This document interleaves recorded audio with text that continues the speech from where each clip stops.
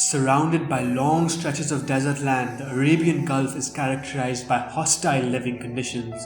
Here, sea temperatures vary remarkably between the winter and summer seasons, and water salinity is incredibly high.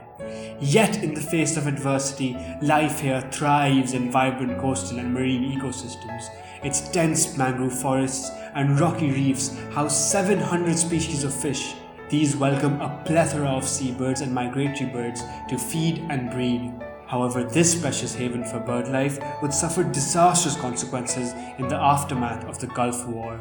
In the year 1990, political tensions between Iraq and Kuwait inflamed. Iraq's President Saddam Hussein claimed Kuwait was merely a creation of British imperialism and in fact an extension of Iraq. He accused Kuwait of stealing $2.4 billion worth of Iraqi oil. Using this as an excuse, Iraq invaded Kuwait on the 2nd of August 1990 and gained control over 20% of the world's oil supply. Iraq's invasion of Kuwait was instantly condemned by the United Nations, who ordered Iraq to immediately withdraw its troops. Unbaffled, however, Saddam Hussein increased his troops to 300,000 in Kuwait. Seeing Iraq's persistent breach of troop withdrawal, the United Nations passed a resolution on January 15, 1991, permitting the use of force.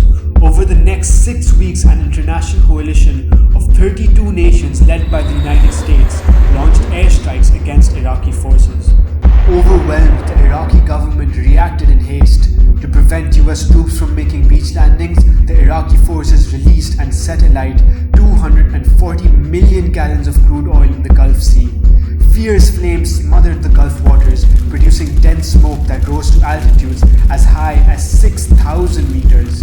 The intense fires took 10 months to completely extinguish and devastated the environment. The region's ecosystem was severely damaged. Bird populations in particular bore the brunt. The wintering birds of the Gulf were the first victims of the oil spill. More than 10,000 oil-foul dead remains of wintering birds were found between the coastline of Khafji and Jubail. In the north of the islands of Abu Ali, 50% of the wintering birds population had been killed. In addition, the wading birds population critically suffered and was reduced to 2% of the pre-war numbers. Birdlife had particularly suffered due to their special vulnerability to oil. The oil particles from the seawater slipped between their feathers and replaced trapped air particles with water. This added to their weight and made them more prone to drowning. Additionally, the water particles caught in the plumage caused their body temperatures to drop, which induced hypothermia. To cope with the heat loss, they had to increase their metabolism. This ate away from their fat reserves, causing rapid weight loss. To add to their misery,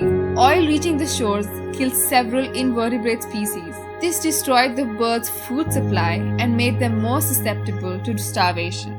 Several oil-foul birds were rescued, but their cleaning process proved to be incredibly painful, and scientists often suggested euthanasia as a more humane option. Attempts at large-scale cleanups of coastline were made, but proved to be incredibly expensive and time-consuming.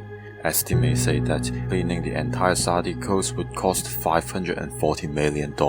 Today, bird populations have returned to pre-oil spill levels in the Persian Gulf, and at first glance, it appears that the Gulf is once again the heaven for bird life that it once was. Nature is resilient. However, as the Gulf's damaged coral reefs show, reckless human action can leave deep and permanent scars. Thus, consideration of the environment's well-being must take a priority whenever humanity takes action.